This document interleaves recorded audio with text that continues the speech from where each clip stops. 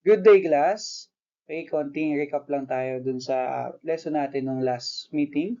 Yan, in our first week or nung last week, we were introduced the organizational and management course, which focuses on the basic concept, principle, and processes of managing organization, especially in our industry, tourism and hospitality. And we also discuss about the role of management in helping organization achieve their goal through the key function of planning, organizing, staffing, leading, and controlling. Di ba yung very meaning ng management na discuss natin yan. This function guide managers in making decisions, coordinating people, and responding effectively to changes in the organization.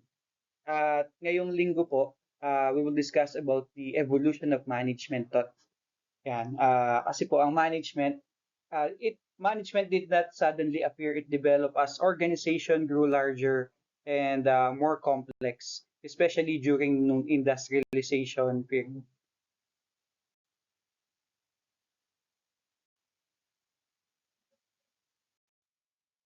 Okay, at the end of this lesson, you're expected to number one, explain the importance of management theory in organizational practice. We will discuss why theories matter to the real managers, di ba? In the future, kayo din po ay magiging mga managers if ever sa field po natin. The number two, trace the historical evolution of management thought. Yan, how management idea change over the time. And number three, compare and contrast the major schools of management thought. In this part, we will understand the differences. We will not just memorize names. We will talk about and apply theories that connect lessons to hotel, restaurant, tourism offices, or in our industry. And number four, apply management theories to real-world organizational situation. Yan, kasi po sa hospitality, example po, ang isang hotel manager, diba? Hindi lang po siya gumagamit ng isang theory. Yan, hindi man siya aware pero yun po ay combination ng efficiency, people management at ng flexibility.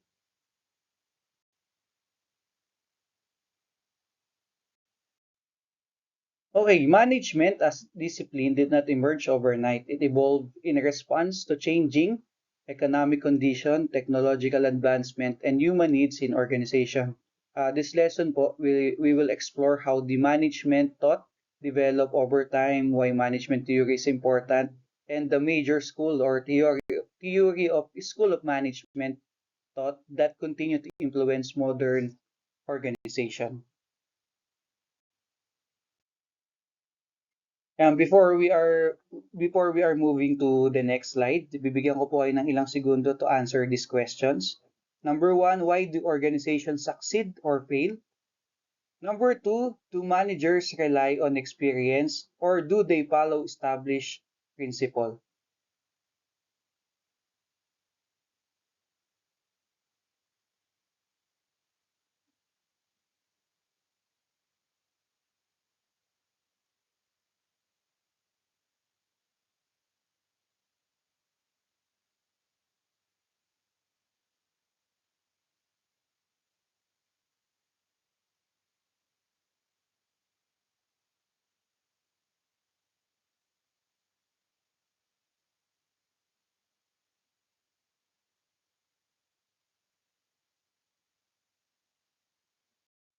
The first topic about our lesson is the importance of management theory.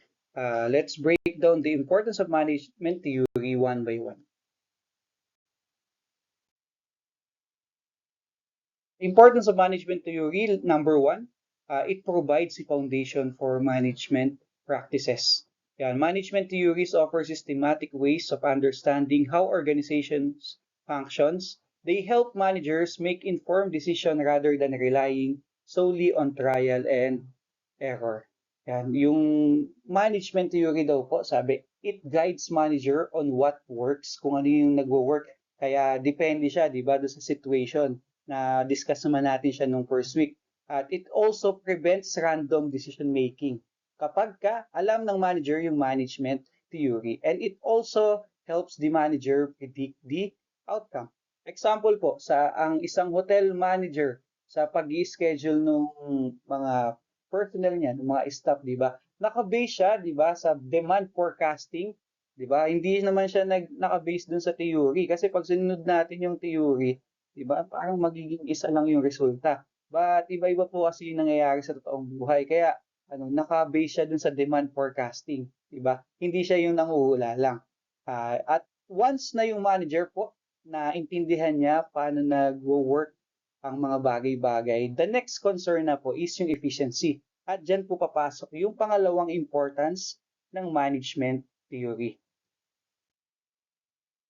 Yeah, number two, it improves efficiency and productivity. Theories introduce proven methods for organizing work, motivating employees, and controlling operation, leading to better use of resources. Management theory improves efficiency and productivity by what? Focus on proper use of time, money, and people to avoid duplication of work. At it also help us to improve workflow. Example po ulit, sa isang restaurant kitchen, di ba, pagka malinaw yung mga task niya, assignment, it prevents delay and confusion. Yan. However, di ba, nabanggit na din to sa meaning ng management ng week 2, di ba? Efficiency alone is not enough if we ignore yung nagtatrabaho, which is yung people. Kaya papasok po yung pangatlo. Number three, it helps understand human behavior at work.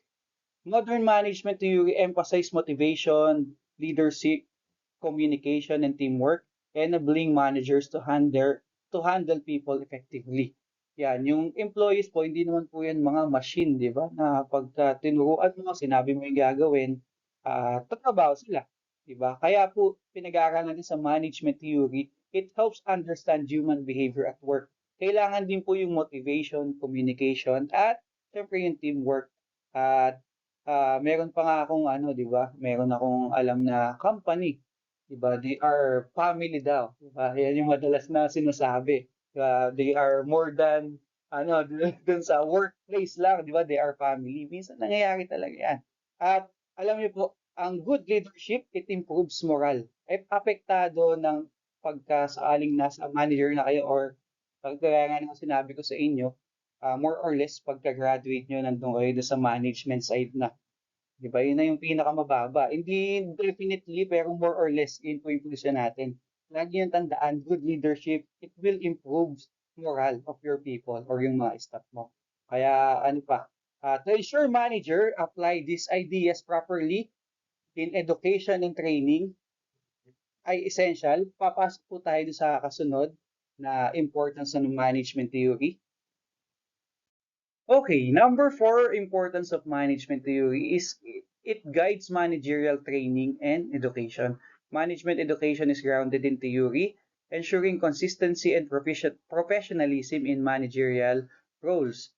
Ang management courses po ay based sa theory, although nabanggit ko kanina, di ba, hindi lang siya sa totoong buhay naka-base doon. Pero ang management courses po are based on theory. It also creates professionalism and yung isa sa mahalaga, it ensures consistent standard. Nagkaaroon tayo nung basis, nung standard. Example po, sa hospital, yung mga hospitality managers sa buong mundo, 'di ba? Magkakaiba yung pinag-aaralan nila, iba-iba yung culture, pero 'di ba, meron po kasing standard tayong sinusunod pagdating sa hospitality and tourism industry. Yun po, yun yung ginagawa ng management courses. Okay, and lastly, the importance of management theory. Management theory helps organization survive change.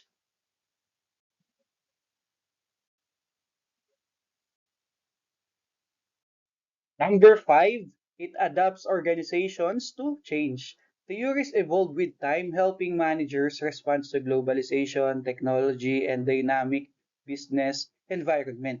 Ang management theory daw po, it helps manager respond to number one, yung integration ng technology, pangalawa, global competition, at syempre, yung customer satisfaction. Okay, mapapansin naman po natin ngayon, di ba? Yung mga hotels, airlines, lahat naman, actually, hindi lang naman sa industry natin, ina-adapt na yung integration ng technology kasi, napapabilis yung service, okay? Pag napabilis yung service, di ba, sinabi ko sa inyo, ang management, di ba, efficiently and effectively. Dapat hindi lang isa doon, dapat pareha siya. Okay? Now that we understand why management theory is important, pag-aralan naman po natin yung tinatawag na evolution of management thought. And let's see how it evolved yung tinatawag na management. Evolution of management thought. The evolution of management thought is best understood as a series of eras, each responding to the limitation of the previous one. Yan, yung evolution of management thought po kasi parang ano yan, yung learning from our past mistakes, di ba? Yan, each era corrected the weakness of the previous one. Parang ganun po ang nangyari dyan. At yung number one po dyan, is yung pre-scientific management era. Yan, before 1900 po to. Management practices during this period were informal and based on tradition, intuition, and personal experience. What are the key features nung pre-scientific management era? Wala pang standardized work method. Okay? Ano pa? Yung owners, they also act as yung manager na. Pangatlo, yung limited concern for efficiency or worker welfare. Yan, yung management po kasi based on tradition and intuition lang nung pre-scientific management era. Yan, at ano pa, 'di ba? Example, yung mga early inns or mga hotels nun, 'di ba? Yung mga dating hotel nung before 1900. Regularly or nagpapatakbo doon, di ba family tradition lang, hindi siya formal system. Yun, ganun kasi nung pre-scientific management era, parang family tradition lang siya, pinapasa-pasa. Ang limitation, dahil nga ganun, meron siyang inefficiency and inconsistency sa organizational operation. At as the industry grew, this informal approach became inefficient.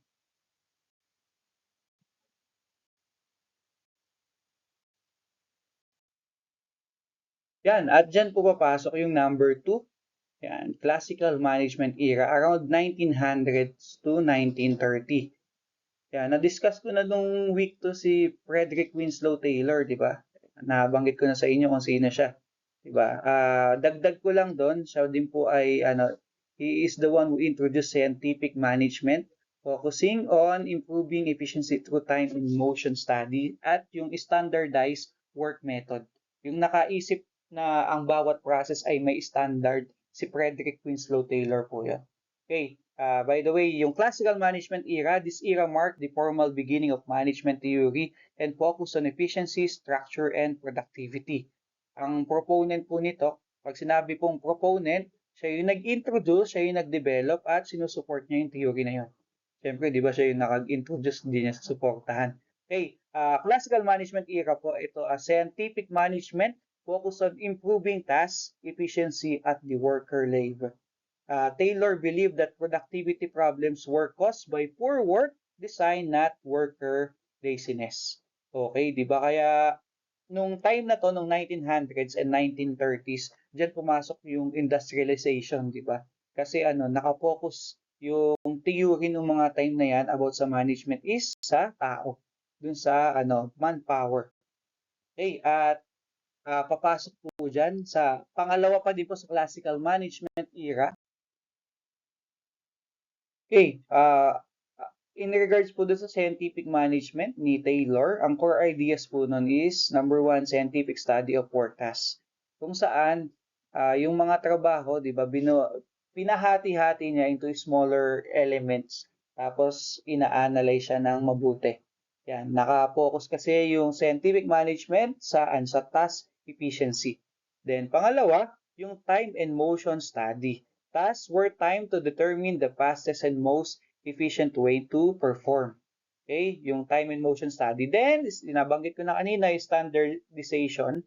Tools, method, and procedure were standardized so all workers follow the one best way. Saan nyo nakikita yung ganito? Kung may mga working students sa inyo, di ba sa mga fast food, yan. Kaya yung idea ng fast food na mayroong mga posisyon, tapos may standard na sinusunod, tapos may oras, kung gaano lang katagal mo gagawin yung bawat process, yun po ay way back 1900s to 1930s pa. Yun na idea pa ni Taylor. Kaya at hanggang sa ngayon, 'di ba, ang mga fast food po, iyan pa din po yung ginagamit na theory.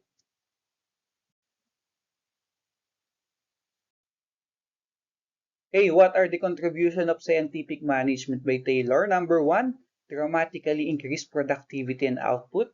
Pangalawa, it reduce waste of time and materials. Pangatlo, laid the foundation for modern operation and productivity management. Although it has a big contribution, meron din syempre yung mga limitation to. Ano yung limitation? Number one is treated workers like machine. Diba? At ito ay common sa industrial period ng mga panahon na yan, 'di ba? Dahil ang tingin sa mga tao, 'di ba, trabahador lang. Kaya parang minsan kapag medyo naabuso, they treated workers are like machines. Ano pa? They ignore social needs, motivation and job satisfaction. They nakapokus sila dun sa output, hindi dun sa nararamdaman or dun sa nararanasan ng mga employees. And it led to monotonous and repetitive work.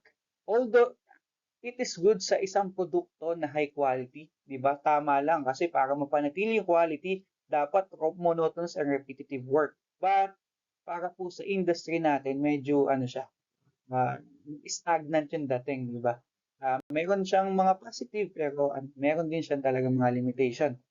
At while si Taylor po siya ay nakafocus sa workers, yung sunod po natin discuss, nabanggit ko na din to nung week to, si Henry Fayol. Siya naman po ay nakafocus sa managers. Okay, at siya po yung nag-introduce ng administrative management, si Henry Fayol. While Taylor focused on workers, Fayol focused on managers and overall organization. He argued that management is a universal process applicable to all organization. Si Fayol po, pinokus niya what managers do, not just on workers. Diba? Naniniwala po kasi siya na ang yung management ay, nabanggit ko na, universal process applicable to all organizations.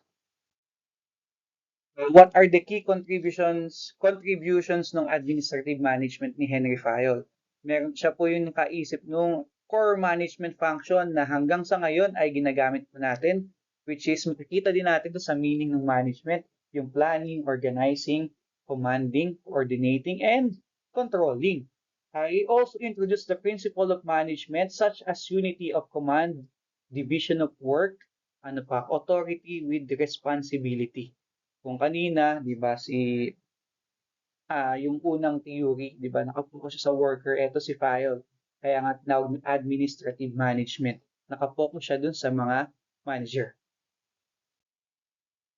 Okay, what are the other contributions ng administrative management? Clarified managerial rules and responsibility. Ano pa? It provided a framework na ginagamit pa po natin hanggang sa, ayan, tinuturo ko nga sa inyo, di ba? At sa industry po, yung framework na design ni Henry Fayol ay ginagamit pa din po ngayon. Short, what are the contributions ng administrative management? Number one, he identified the management function. What are those? Planning, organizing, commanding, coordinating, and controlling. He also developed the principles like unity of command and division of work. Diba? At yun, hanggang ngayon, yan yung ginagamit at masasabi nating backbone ng management textbook, yung idea ni Henry Fayol. Okay, and under pa din po ng classical management era, tatlo lang po ito. Yung proponent naman po ito ay si Max Weber. Ito yung hindi ko nabanggit nung week 2. Sino si Max Weber? Siya po yung nag-propose ng bureaucratic management kung saan naka-focus siya, naka-emphasize siya sa formal rules, hierarchy, and clear authority to ensure order and fairness. Yan. Nakalagay naman po dyan bureaucratic management and formal structure to ensure fairness consistency. Siya yung nagkaroon ng clear rules regarding sa hierarchy of authority. Siya din yung nagkaroon ng formal rules and procedure regarding the hierarchy of authority. At sa kanya din yung idea na yung impersonal relationship, 'di ba? Mawawala sa trabaho. Parang maiwasan yung tinatawag na favoritism. Okay, sa idea po ni Max Weber yun. Kaya yung ibang mga industry ngayon, hanggang ngayon, ano po yan, no? Although sa Pilipinas, medyo, especially sa government, di ba, minsan ang hinahire talaga yung kaibigan, kapamilya. Pero po, ang idea ni Max Weber, dapat daw medyo iwasan. Okay, dahil nagkakaroon ng favoritism or sabihin na nating hindi patas. Okay, what are the contribution of bureaucratic management? Number one, promoted predictability, order, and equality. Ano pa? It improved organizational stability. Although may limitation din naman to, excessive rigidity. Yan, yung too rigid po siya. Ano pa? Medyo mabagal yung mabagal yung decision making. At ang isa pa po naging limitation ng bureaucratic management, it is resistant to change. At this rigid system po, it led scholar to go back to people. Diba, nagsimula tayo sa tao, nag-focus sa manager, tapos dun sa system. Pero dahil napansin nila, medyo resistant sa change at sa mabagal yung decision making and limitation ng idea ng bureaucratic management, 'di ba? Bumalik yung mga scholars, yung mga nag-aaral ng theory of management na mag-focus sa tao. At diyan pumasok yung number 3, behavioral human relationship era. Yan, nagkaroon na ng mga HR, no? Human relation. The behavioral era emerged as a reaction to the mechanical view of workers in the classical era. Researchers realized that productivity was influenced not only by structure and pay, but also by human emotion, relationship, and motivation. Which is nakita nung una ni Henry Fayol, di ba? Hindi lang medyo naiba lang yung focus, di ba? Ang behavioral era, it is focused on motivation and relationship, di ba? At ngayon, may mga ganyan pa din, di ba? At minsan nagiging maayos yung productivity ng isang employee kapag kasundo na yung kanyang sabihin na nating manager o mas mataas niya. At ito po ay napag-aralan ni Hawthorne na it also show that the attention improves performance. Kapag napapansin, di ba? Ikaw din, di ba? Minsan, halimbawa, isipin nyo, worker kayo. Tapos, parang napansin nung manager. Si, si Noel, ang galing niya palang serve. Ang bilis niya. Di ba? Minsan, mas lalong nag-i-improve yung performance. Kaya nga po pumasok yung mga tinatawag na award. Di ba? Meron pa tayo, di ba? Employee of the month, employee of the week. Di ba? Kasi pag napapansin yung ginagawa mo, nag-improve yung performance. Yun po ay kaya po nga po behavioral era. Diyan pumasok yung mga award. At when superiors listen to staff concern, sabi diyan, productivity improve. At under po sa human relationship movement, yan po, ang proponent po niya is si Elton Mayo. The Hawthorne study revealed that workers perform better when they feel observed, valued, and socially connected. Although, based on my experience, may mga pagkakataon mahirap din yung napapansin. No? Pero more or less, siguro ng mga time na to, 1930 to 1950, kapag napapansin yung ginagawa mo, di ba? Tumataas yung mahal. What are the key findings regarding sa human relationship movement? Number one, employee morale affects productivity. Informal groups influence behavior. At pangatlo, social needs are important at work. Next, letter B, yung behavioral science approach. Ang key contributors po nito, yung tatlong kilala. Makikita nyo naman po yung nasa taas. Yan po si Abraham Maslow. And yung sa lower left, siya po si Douglas MacGregor. And yung nasa lower right, siya po si Frederick Herzberg. Okay? Yung human needs and motivation kay Maslow, kapag kayo po ay mahilig magbasa ng mga management book, lagi nyo mababasa itong tatlo na to, Maslow, MacGregor, and Herzberg. Okay, yung theory and X and theory of Y, yung assumption about worker kay MacGregor, and yung job satisfaction and motivation factors ni Herzberg. Diba? Ano po yung contribution ng behavioral science approach? It shifted management focus from task to people. Kanina kasi, di ba, kung napansin nyo, nakafocus na dun sa kayang gawin. Kaya ang nangyari sa mga employee, parang ginawa silang machine. But this time, na shift yung focus sa people ulit bumalik. They encourage participative leadership and motivation strategy. Okay. Si Abraham Maslow po, yung hierarchy of needs and motivation, siya po yung nag-introduce ng structured theory of human motivation. At siya po yung nagsabi kasi na ang tao daw or ang mga employee specifically, they have different levels of needs that influence yung behavior and performance sa trabaho.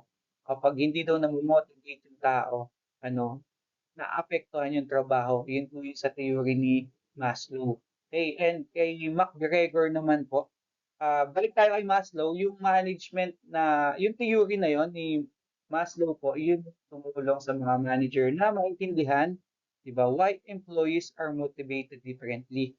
Na ano i-motivate yung mga tao mo, di ba? At yun ay nagpapakita ng higher performance, di ba? Comes only after the basic needs are met. Pagka labas sa trabaho, hindi okay yung employees mo, naapektuhan din yung trabaho nila. Yun yung theory ni Maslow. Kay McGregor naman po, okay, yung proponent po ng theory X and Y, diba? He challenged traditional assumptions about workers and yung he proposed the two contrasting managerial belief system that direct affect leadership style. Yan. Sa management po kasi, pinaliwanag niya na yung managerial mindset, it shapes the employee behavior. Yan, di ba? Kaya ang pinopromote po nun yung more participative and trust-based approach. Kung wala kang good relationship sa manager mo, hindi mo aayusin ang trabaho. Yun yung focus ni McGregor. Halimbawa, yung manager mo, hindi ka pinagkakatiwalaan. Yung trabaho mo, hindi din magiging maganda. Iba-iba po yung focus. Pero kung mapapansin nyo, nag-fall down pa din siya dun sa behavioral science approach. And lastly, kay Frederick Herzberg, siya po yung proponent ng two factors motivation or two-factor theory. In short, he distinguished between factors that prevent dissatisfaction and those that truly motivate employees. Diba? Niya, nilagyan niya ng gitna yung mga factors na hindi mo motivate yung employee at yung mga factors na motivate yung mga employees. It shows that motivation is more complex than salary alone. Pero minsan, di ba, may mga tao na talagang sa salary siya tumitingin, di ba, to motivate. At hindi naman po exception ng kahit sino. Minsan kasi dala ng pangangailangan, di ba? O kailangan mo minsan, ang motivation mo din talaga is salary. Pero, dito sa ano po ni Herzberg, di ba po, binigyan niya ng determining factor yung makapag-motivate hindi makapag-motivate. And he also clarified that pace does not automatically motivate employees. He emphasized also that the job enrichment and recognition are needed. Yan, yun po yung kay Herzberg. Okay? Punta po tayo dun sa key features. Yan, shifted management focus from task to people. Yan, nabanggit ko na din kanina. Encourage participative leadership and motivation strategy. Number 4, theory of management is quantitative era or yung tinatawag na management science. Around 1940s to 1960s, this era emphasized mathematical and statistical techniques to improve decision making, especially during and after World War II. Yan, medyo complex na to. Pagdating ng 1940s and 1960s, syempre mas nakakapag-aral na yung mga tao, di ba? Mas na-open sila sa different kinds of strategies and process. Kaya medyo mas pagdating ng era na to, di ba? They use mathematical and statistical techniques na. Diba? They use quantitative models and operation research. They also use data-driven planning and control. Kasi po, kung mapapansin nyo, nung era na to, ito din yung pagpasok ng computer. Yan, kaya medyo na siya, di ba, nagiging somehow techy, pero hindi pa din masyado to noong 1940s, 1960s. What are the main contribution ng quantitative era? Diyan po yung pagpasok nung, they know how to improve accuracy and efficiency in decision making. But it also has limitation, di ba? Limited usefulness in managing human behavior. Kasi more or less hindi naman kasi kayang computein ng ano, di ba, ng matematika. Nako-compute ba ng tao kung nako-compute ba ng math kung mabait ang tao o magaling magtrabaho? Hindi naman siya. Yun yung medyo naging limitation sa kanya. Although sa reports, di ba, dun sa result, effective siya kasi makikita mo sa dulo, di ba? Yung mga result, tas mako-compute mo, somehow mako-forecast mo yung dapat tamang gawin. Pero ang limitation niya, useful siya pag ang minomanagement ay human behavior, which is nagko-contradict dun sa ibang theory na dapat daw, di ba, ang tao, di ba, meron sila, namo-motivate din sila to work para magkaroon ng quality output. Okay? Okay, and number five, system management era, around 1960 to 1970. The system era viewed organization as open system interacting their environment. What are the key components ng system management era? Dito na po pumasok yung IPO and plus feedback. Ano yung IPO? Input, processes, output, and feedback. Which yung input, diba? Ito yung resources such as labor and capital. And yung processes, what are those? Ito yung transformation activities. How you convert yung resources mo, yung labor and capital to a goods or service. Definitely, pagka labor yan, service, then capital into goods. Okay? Output, yun na yun, goods or services. At para magkaroon ng evaluation, diyan pumasok yung feedback. Okay? Or yung information used to control the output. Okay? Sa system management era po yan, input, processes, output, and feedback. And it has a contribution do sa management era. It encourage holistic thinking and emphasize coordination and interdependence.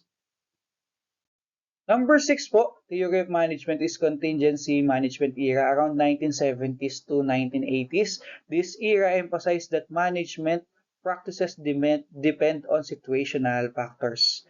What are the key principles of contingency management era? There is no single best way to manage.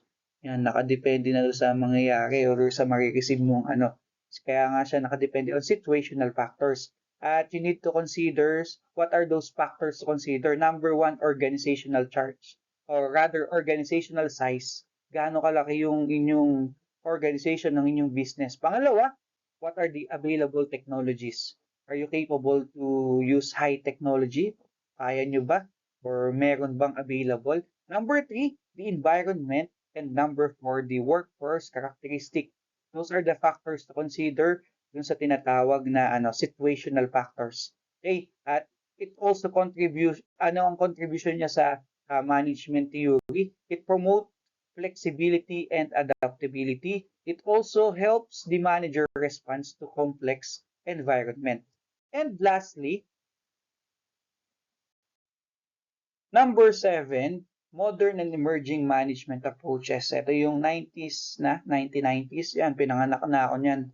Around 1991 ako pinanganak to present. At currently, ito pa din po yung ginagamit nating mga theory hanggang sa ngayon. Ang tagal na, no? Although, syempre, nag-evolve din naman to or nagkakaroon ng integration. Actually, etong apat na to ay nagsasama-sama na.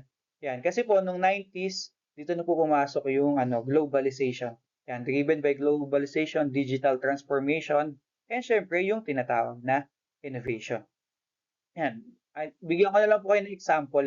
Hindi ko pa to elaborate isa-isa kasi po itatahil po natin siya sa mga susunod na weeks. Okay, yung total quality management na tinatawag, yung lean and agile management. Ano po yung mga example na nakalagay dyan? Knowledge and innovation management, sustainable and ethical management. Ito, yung push and pull system. Kung narinig nyo na po yun. Ano po ba yung mga ginagamit ngayon sa management? Yan. Later on, sa mga medyo gitna ng ating SEM, yan, mababanggit natin isa-isa yan. At yung modern and emergency management approaches or yung theory po na ginagamit ngayon, ito po kasi ay nakapokus dun sa continuous improvement, yan, customer satisfaction at responsiveness to rapid change. Okay, lalong-lalo po ngayon yung technology na napakabilis magbago. Okay, to sum it up, yung pito pong theory na binanggit po yan, meron pa yung nakikita dito na table para po madaling tandaan yung School of Management to. Sa left side po, yun yung mga management po, pre-scientific management, which ang primary focus po niya is tradition and experience. At ang key contribution niya is yung foundation of formal management thought. Then comes the classical era, which focus on efficiency and structure. At dyan po yung pumapasok, di ba nabanggit ko yung nagkaroon na ng standardized management practices. Then, yung behavioral, from the word behavior, ang nakapokus na po dyan is yung people and motivation. Kung saan, di ba, kapag nag-motivate ang tao, quality service or quality output yung kanyang nilalagay, which is yun yung human-centered management kung tawagin. And number 4 era, yung quantitative, kung saan pumasok na yung mathematical and data analysis, di ba? Data and analysis pagdating sa forecasting. But kagaya ng sinabi ko kanina, ang limitation niya is yung hindi niya na-compute ang human behavior. But the key contribution po ng quantitative era is yung scientific decision making. More or less sa forecasting talaga to nakakabuti. Kung baga, yung computation kasi siya. Okay, then the system era. Saan nakapokus po to sa interrelationship. Key contribution niya is yung organizational view na hanggang sa ngayon ay ginagamit po natin. And comes the contingency era, which is focus po niya is yung situational fit. Diba? Nakadepende. Nabanggit ko kanina ano yung mga factors to consider. Yung input, output, ay process output at yung feedback. Diba? Which yung key contribution niya is yung flexible management. And comes the modern era kung saan nakapokus na po siya sa innovation and adaptability at ang key contribution niya is sustainable performance.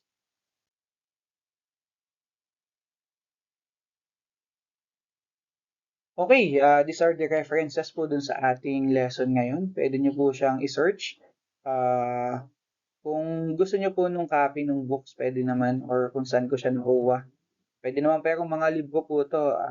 Fortunately, meron ako nung ilang libro na to dun uh, sa ibang school na aking pinanggalingan. Okay, kaya yan. Pero kung gusto niyo po ng copy regarding dito or more details regarding do sa lesson natin, di ba? Siyempre, alam ko naman na recorded to. Kaya kung may tanong po kayo, huwag po kayong hiyang magtanong sa GC. Mag-chat lang po kayo. Okay? At ano pa ba? Ito po itong PPT nito sa GC. Di ba, na-send ko naman yung link kung saan niyo po makukuha yung ating mga module. And after this lesson, meron din po tayong quiz. Yan, assignment quiz na lang regarding dun sa, para po, syempre, sa lesson natin. And next week, wala po tayong klase. Meron lang po tayong exam. Medyo late tayo ng 1 week. Pero next week will be our preliminary exam. Huwag po kayo mag-alala, online din po ito. Okay, sasend ko po yung link. So, next week na lang kung saan yung uh, oras na titig niyo po siya. Hindi ko po siya i-open ng buo kasi syempre, para din po may discipline mag-gauge talaga natin kung ano yung ating natutunan doon sa ating lesson. Okay? Thank you po. Hopefully ay pinanood nyo to hanggang dulo. Although hindi ko naman siya monitor, no? Yung views lang makikita ko. Thank you. Kung may tanong, huwag mahiyang mag-chat. Okay? God bless you all.